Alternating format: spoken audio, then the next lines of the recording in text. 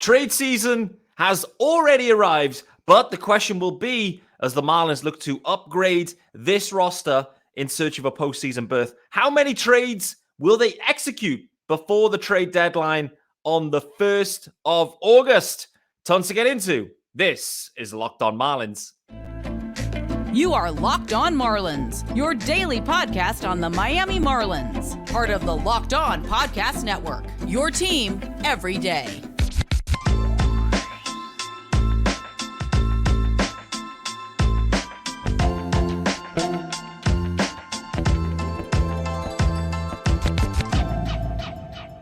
Greetings from England, and welcome to Locked On Marlins. This, of course, is your daily Marlins podcast. I'm your host, Peter Pratt. Hit me up on X at Miami Marlins _UK. Of course, if you listen to the pod, hit subscribe. This is your team every day, and thanks for making Locked On Marlins your first listen of the day. It's an off day, yes, sir. Off day episode for you guys. There is a YouTube channel also. Head on over there. Hit subscribe also if you are watching. Not only do you see my face, but you see a guest's face and more, perhaps. Loud Marlins fan back in the house. How we doing, brother? We back 2 weeks in a row. Pete, let's go. Thursdays. Let's go. Let's go. Exactly, mate. And the Marlins have said, let's go. They Sandy Alcantara, complete game. The Marlins get the dub in Tampa. And then just to sprinkle a little bit of something on top, they drop a trade. We're all talking about what are the Marlins going to do, et cetera, et cetera. They go for, let's just get straight into it, mate. Dylan Floro, who it's fair to say has had a rough couple of weeks, I would say. The Marlins, for me, it was pretty clear they were like, they moved away in that trust factor with Dylan Floro. Like they were not using him as they had previously.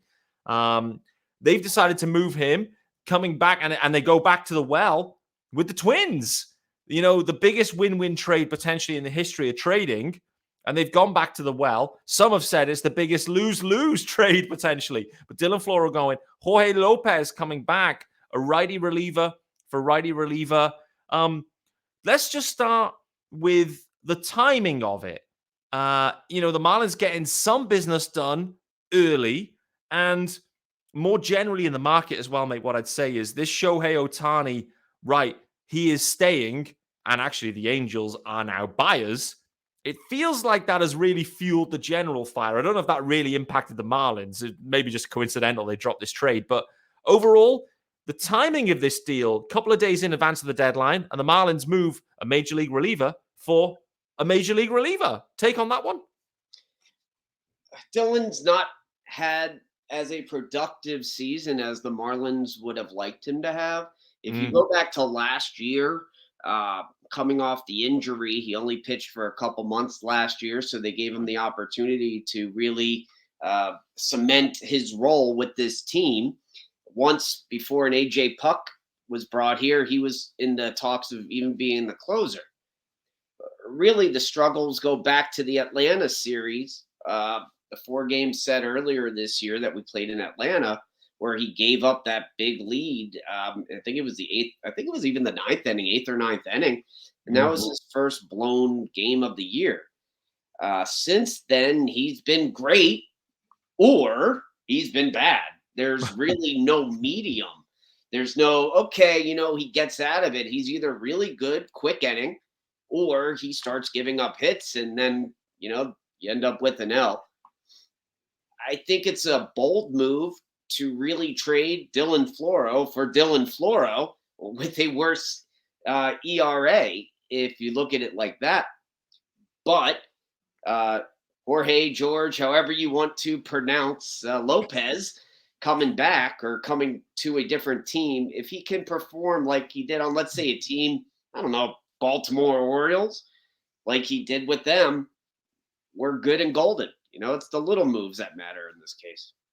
Yeah, absolutely. And for Dylan Floro, let's just remember, I would say, like Floro's been super solid for the Marlins in general. Not a high velo guy, more of a ground baller dude. He was basically, after they had success with Brandon Kinsler, and then they couldn't get a deal done to keep Kinsler, or they didn't even want to, I don't know. They kind of went and traded for kind of Brandon Kinsler again in some ways, but actually Floro was super effective in his Marlins career.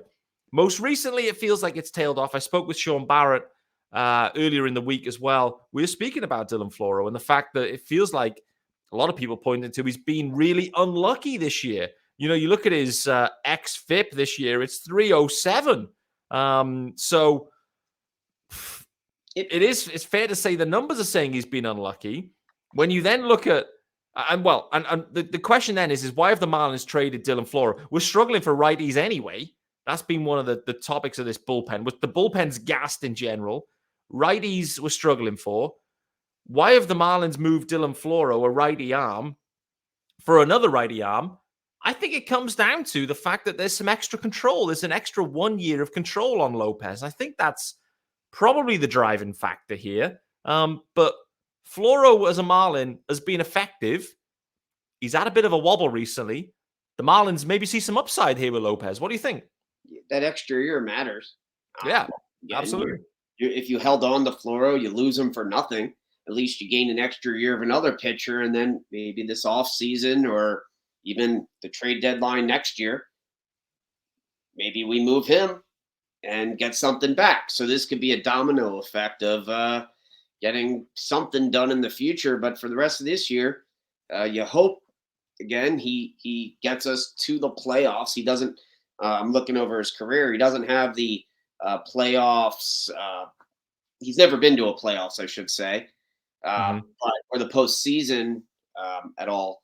But, if he can go back to having an ERA of, like he did in 2022, of 1.68 with the Baltimore Orioles, he didn't do so well since he was traded to Minnesota. But if you go back a couple years, I guess 2022 had been his best, his all-star year. So see what you get. You put any pitcher with our pitching coach, of course, and you're going to have success. So I'm not really worried about his ERA going up. I think they're going to start figuring out how to get him to throw a breaking ball.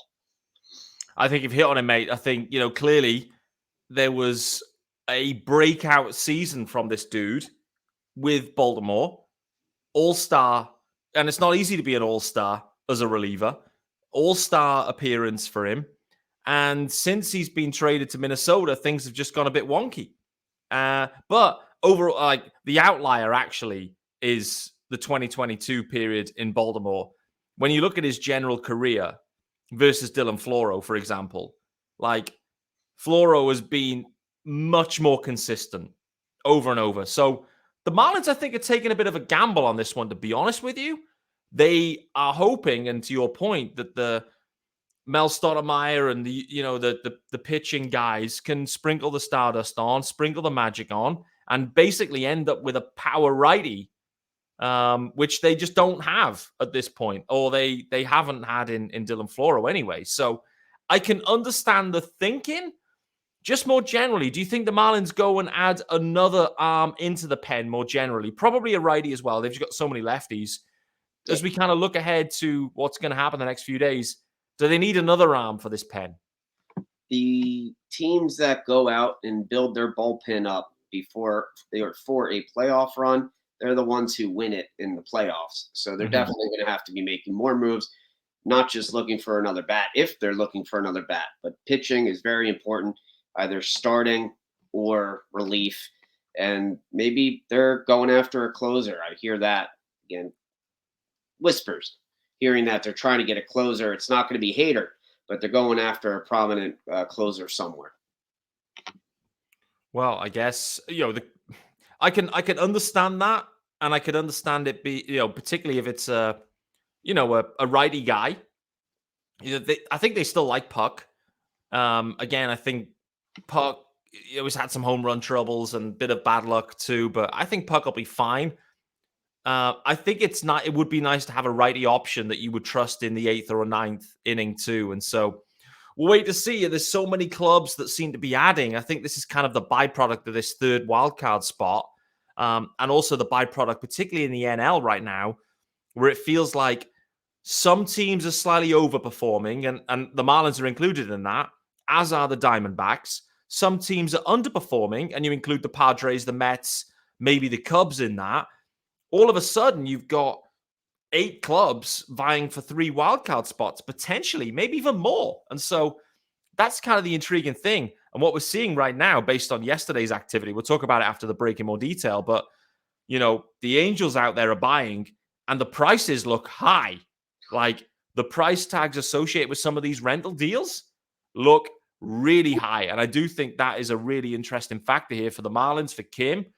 Like, it feels like they are shopping in the rental market, but that even that market looks extreme in terms of price tag, which does make you ponder, make you sit back and think, hold on a minute, do we maybe sit tight? So we'll wait to see. Let's talk about our good friends over at Ibotta. We'll talk about those guys first. Then we'll get into the hot stove, because I think it's really starting to heat up now. But Ibotta gives you cash back on hundreds of grocery items, from produce to personal care to pantry goods, so you can make sure you're beating inflation no matter what you're purchasing. Either link your loyalty account or upload your receipt after you shop and get your cash back. It's that easy. The average Ibotta user earns $120 per year. Maybe that pays for a Marlins jersey. Maybe that could cover the cost of an entire shopping trip, all that. Or you could use your cash back to buy that flight you've been eyeing, that game you're dying to go to, or the fancy dinner you've been craving, or that bottle of wine, or that case of wine. Who knows? Other apps give you points that don't amount to much. With Ibotta, you get real cash back that you can cash out to your bank account, PayPal, or gift cards. Every option there.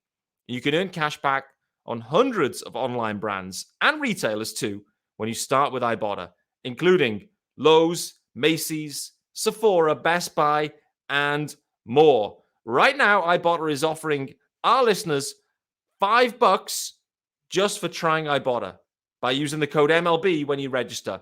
That is free money.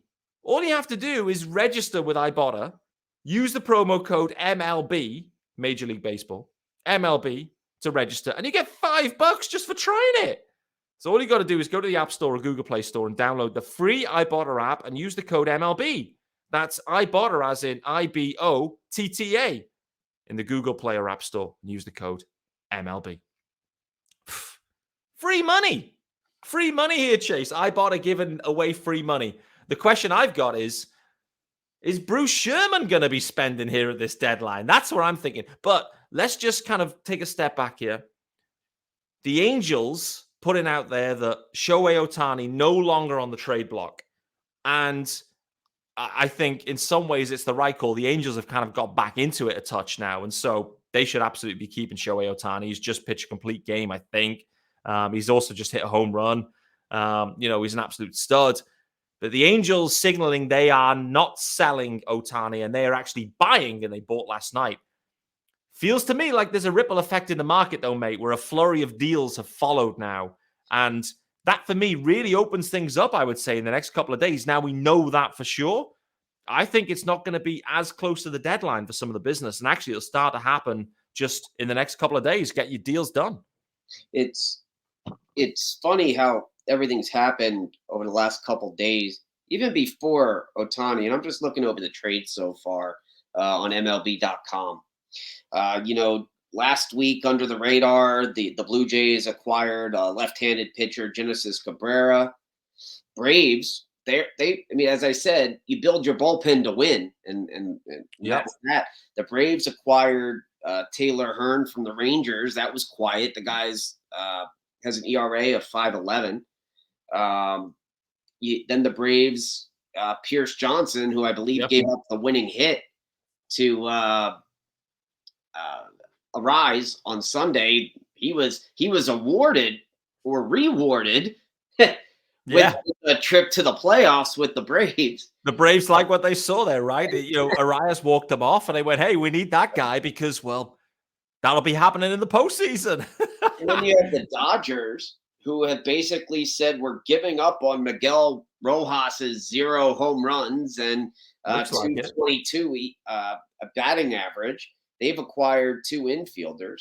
Yeah. The White Sox have reached, and the Giants, they made a deal for some pitching, bullpen pitching. So really, these pieces that are falling up until late last night have really been bullpen guys. And then CNN even announced, not just the sports outlets, but CNN announces that Shohei Ohtani's not going anywhere. Someone broke it. And an hour later, Cubs beat the White Sox, and White Sox ship I have an issue pronouncing his name. If you'll do it for me, Giolito, is it? Yeah, Lucas Giolito. Giolito. I'm happy. Let's start here. I'm happy for the Angels fans. Yeah. Their owner is probably making the biggest doofus move, but I understand it. How do you trade the best player in baseball? But they are 4.5 out of the wild card. It can't all be the Ohtani show. He's great. He threw a one-hitter today and hit a home run. Like, how does that happen? I know. Best player in baseball. Imagine the haul that they could have got. Instead, they give away their number 2 and number 3 prospect for Giolito. So what does this mean for the market moving forward? Today, the Pirates, I believe it was an off-season move where they signed the first baseman who was traded today to Milwaukee. Milwaukee's acquiring Carlos Santana. I think that was an off-season. Marlins were Marlins fans. We're talking about Santana coming here, always talking.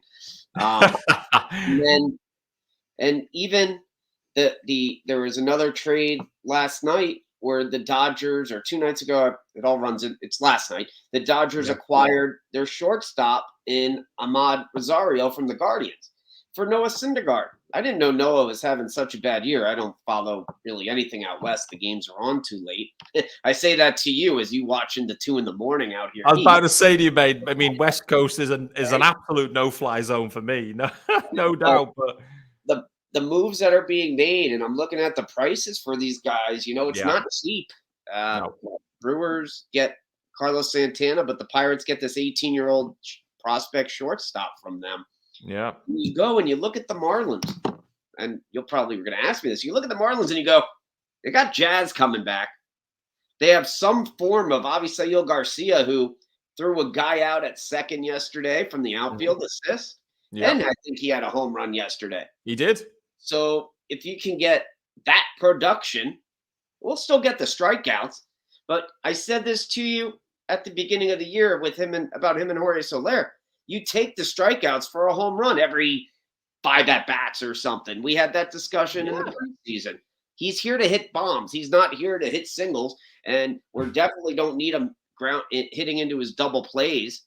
So no, you look at what's coming in, and then you look at what's available, and you go, okay, Tim Anderson. Yeah, the Marlins are going after Tim Anderson, but then you actually look at it and you go, he's been okay, but he's not been great. No. The one guy, Pete, that I think is the perfect fit. Give it to me. It won't happen, but it's the perfect fit. Is Hee-Sung Kim with the Padres? Oh boy! I was trying to see if there were even talks about him being traded, and there's a couple articles saying it would be a good move for them, being where they are. I mean, he's getting paid $7.5 million. Or $7 million, somewhere in that range. It's very low. He's under contract until 2025. So if you're through 2025. So if you're the Marlins, you go, that's in our price range. Look what we're paying Segura right now. Look what we're paying Wendell for the one season, who's going to be a free agent. But that move's not being done. But that's the type of move that you go, you know what? That's a smart baseball move. This guy, you may have to overpay. You give him the Jake Eater. You give him a Jacob Berry. You give him a third guy. You go, this is the type of move that a winning franchise does. That's a Braves move. You make a move for a guy who's under contract with control that's really darn good right now, and he helps you get to the playoffs. What's your thoughts there? Definitely a buzzy name, isn't he? And actually, when you actually go and look at what he's done this year, he's got he's having a 5-WAR year already.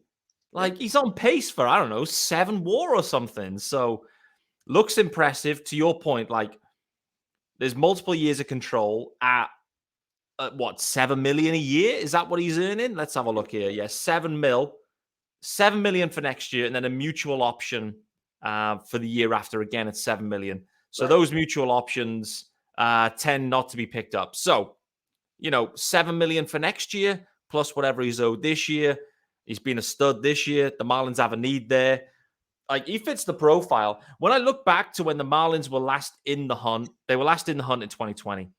And they went out and they made the biggest splash of the deadline, apart from anything that who was doing business that day. Maybe it was the Padres, actually. The Padres made the biggest splash. They went and got, I don't know, Chris Paddock, or they did a load of business on whatever that day. Clevenger, that's who they got. But the biggest non-Padres deal was the Marlins going and getting Starling Marte, who had that extra year of control as well. So listen, if the Marlins are going to pay up, Kim absolutely fits the profile, where there's at least one more year of control rather than just you give a ton for a pure rental. So but Tim Anderson fits the brief too. Like, Tim Anderson also has that year of control. I know Tim Anderson is not having a great year this year. So I completely understand why people are pessimistic around that. But history tells us Tim Anderson's been an above average player. He's got an extra year of control. If the Marlins like it, then go for it. Why not? Would Kim be a better option? Probably. If the price is right, you go for it, but you don't want to overpay. Kim's the guy you maybe be able to overpay for because he's performing right now. And that's a guy that they can afford to lose, the Padres, because they have other players ready to come up in their organization at shortstop. Now, a name you and I discussed prior to coming on real quick was Gleyber Torres with the Yankees. He's not in the majors yet, right? Is he still in the minors, or is he up? I'm not familiar too much with. Who's this, Gleyber? Torres. Oh no, he's up. He's let's see what he's doing this year. He's got an OPS of 111, 1.8 WAR. He's got a year of control, I think, into next year as well. Like, Gleyber's, he's hit 16 home runs thus far. Plays second base, middle infield. Like, Gleyber Torres, he's a good player. Yeah, he's a good player. The Marlins were interested in him last time around when they had the Pablo Lopez talks going on. It didn't happen. I don't know where the Yankees are at generally. Like, it feels like the Yankees they need to shuffle the deck. It feels like they've got Aaron Judge and they've got an expensive Standard and they've got Garrett Cole. But it feels like the Yankees kind of need a bit of a shuffle. I do think there's a deal to be made here if the Marlins want to go and acquire another second baseman. I mean, how many second basemen can one team have? I mean, they started the year with 6 of them. Now we've got Hampson on the roster too, and then you add Gleyber. The Marlins have got eight second basemen, which should be wild. But one spot you don't need. Or you need maybe. You don't know with these prospects. I don't know. Like, there's a lot of the funny thing is there's been a lot of names fired up. This is it, right? Shohei Ohtani news drops. He's no longer on the block. Then all of a sudden, deals start happening. Well, the Marlins clearly were targeting pitching. All we've now heard in the last day or so is, well, the Marlins connected to Tim Anderson. The Marlins looking at Cody Bellinger. The Marlins looking at Gleyber Torres. We haven't heard anything about any pitchers, but all we've heard is a load of sticks. So I've got no problem with the Marlins going and getting another stick. They probably need one. I've been heavily, by the way, today, like, for those that follow me on Twitter or X or whatever the bloody hell it's called now, I've been pondering on this Avisail Garcia situation and thinking about if the Marlins are truly out on him and the view is you swap a bad contract for a bad contract, like, who is that bad contract going to be? And I've been drawn today into Starling Marte as that contract because, and everyone's going, Pete, we don't want Starling Marte. I'm like, I get that, guys. But we don't want Avisail Garcia. You're going to have to give up a turd for another turd. And for me, I'd be happy with a Starling Marte instead of, if the choice is Starling Marte or Avisail Garcia, Chase, where are you going? I'm going Starling Marte just because he has that relationship with a lot of guys already from 2 years ago. Exactly. And he seemed to get along with them. You know, it wasn't him and Jazz fighting in the locker room. That was Monty Harrison. It was Monte. And he has that relationship. You bring him in, he fits right in. And you know what? They can learn from him. He has the playoff experience, I believe, at this point. I mean, at least 2020 until he got injured in the Cubs series. Yeah, Mets last year. Yep, Mets last year. And you know what? Maybe the pressure got to him in New York. We were talking about his age, but imagine that. You get Starling Marte back. You have Jesus Luzardo on your roster, and you go, trade never happened, and you got rid of Avisail Garcia. I like Marte. He's not playing. He's on the IL for a mystery reason. Yeah. So let's bring him back to South Florida, and let's go get us a wild card. Be nice. I mean, and I get why people are a bit nervous about the Starling Marte situation. What I'm saying is, it's in exchange for Avisail Garcia, and maybe because the Marlins take on a bit more money there, and it may just be like some sort of minor, player to be named later. I don't know, some sort of deal, but it could save the Mets. I think maybe like upwards of 10 million over the period, maybe slightly more. So are the Mets bothered about 10 million? Probably not. But to your point, Marte liked it in Miami. He said he liked it in Miami.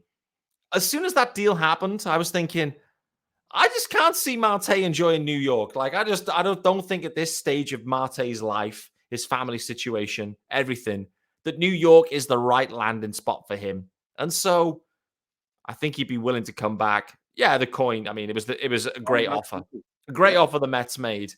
He wanted the 4th year. They gave him the 4th year, and they gave him $3 more million than any other team like the Marlins were offering. How can you turn that down if you're a businessman? Exactly. He's got to do the best for his family. I completely get it. And so it may end up working out. It may end up not. But when I kind of think about, as Craig is talking about contract swaps, bad contract for bad contract, like legitimately, what contracts are out there that you're willing to exchange or other clubs will exchange for Avi Garcia that you think you've got a chance of seeing any value out of? And I would put Marte pretty high on that list because for me, Marte, he likes the area. We know Marte. And I look at the guy's body and I know he works damn hard. The work ethic is there. The mentality's right. For me, I'm all over that one. All over it. The only other contract swap that I was looking into just for fun. Yeah. The Marlins need another starting pitcher. Mm-hmm. Let's say they went after Patrick Corbin with the Nationals, who was overpaid, but we need an arm. He's an arm. He has some length that he goes every game, and you give up Avisail Garcia, and Nats take him on. Patrick Corbin is $35 million due next season, but then he's done. So that would be a swap I could eat and be happy about too, because again, you put any pitcher with Mel Stoudemire, and you can go from a Patrick Corbin to a Greg Maddux overnight. That's a little bit too much, but you get what I'm saying. Yeah, absolutely. I do think that's an interesting one. Like, yeah, he's owed $35 million. I'd like to see what Patrick Corbin is doing, like pitching wise. Like, what's he actually doing this year? Like, is there, and that's the point, right? Is there any value that you can extract out of Patrick Corbin, like on the field at this point? Because last year he was absolutely putrid. I remember him being so bad. But I feel like he's had a bit of a bounce back. Is that right? Let me just check. I mean, he's got a 5 ERA. He's 5-11. Sorry, 6-11. He's thrown 120 innings though. Right. So he goes. Sandy's leading it by what? Like 135, 140. Like Corbett, like we need innings and okay innings and 5 ERA innings. And you know what he has? He has a World Series ring and playoff experience, so he can go deep if needed. There you go. Speaking about pitchers, well, final 2 topics, then we'll get out of here because we're running long, but there's tons happening here. Yuri Perez made his comeback. so to speak, yesterday for, in Double-A Pensacola. He only went 2 1/3, if I recall correctly. So me and Sean spoke about this earlier in the week too. Like, the Marlins basically sent him down and shut him down. And now he's building his way back up. So it was encouraging that we saw that outing this side of, the deadline. You start to then think, okay, timeline-wise, when can he be built up by to make a return? You're probably thinking, what, mid-August maybe? Back end of August for Yuri Perez to make his return? You can't bring him back. We're in the heart of your hardest month coming in the season. And I say that you don't want him pitching in Texas, then Cincinnati. Then you got the Yanks and Houston at home. I don't know if I'm bringing him back then. Then you're in Dodgers in San Diego.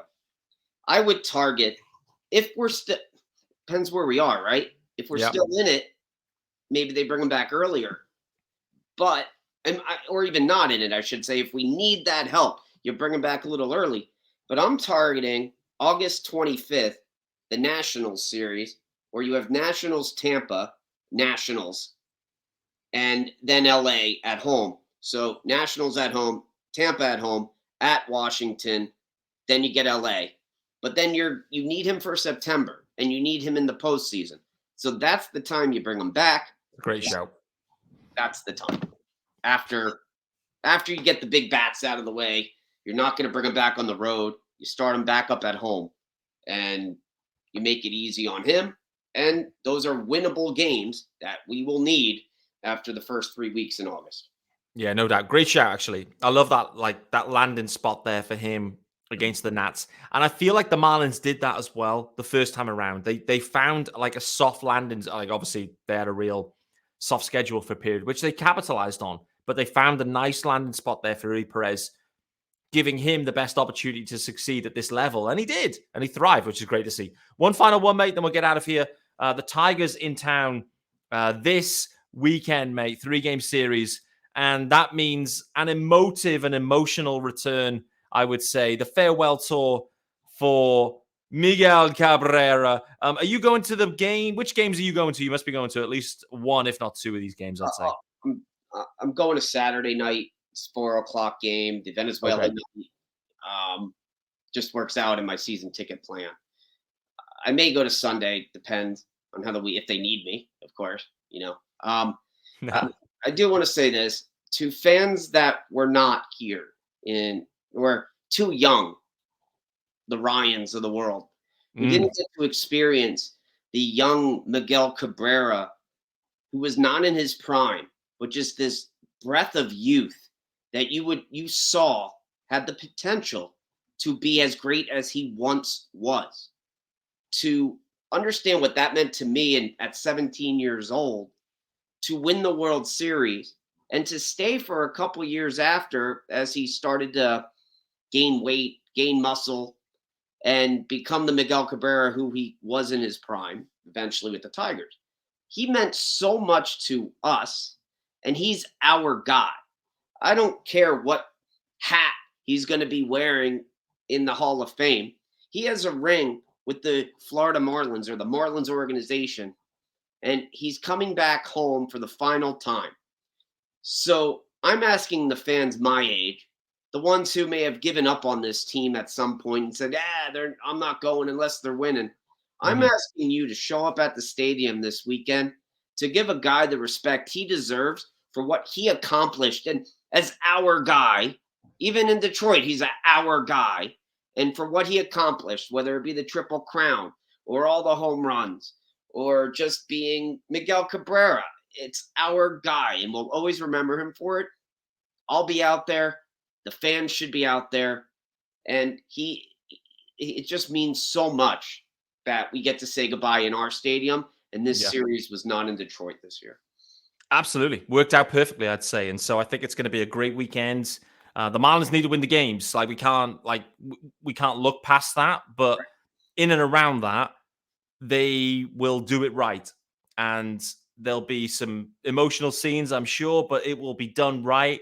And to your point as well, Chase, the way the schedule worked from a Marlins perspective anyway, perfect for this one. So, yeah, that should be a lot of fun this weekend. I hope you have a great time on the Saturday game, if not the Sunday as well, if you make it. Guys, it's going to wrap us up for today's episode of Locked On Marlins. Thanks for making Locked On Marlins, of course, your first listen of the day.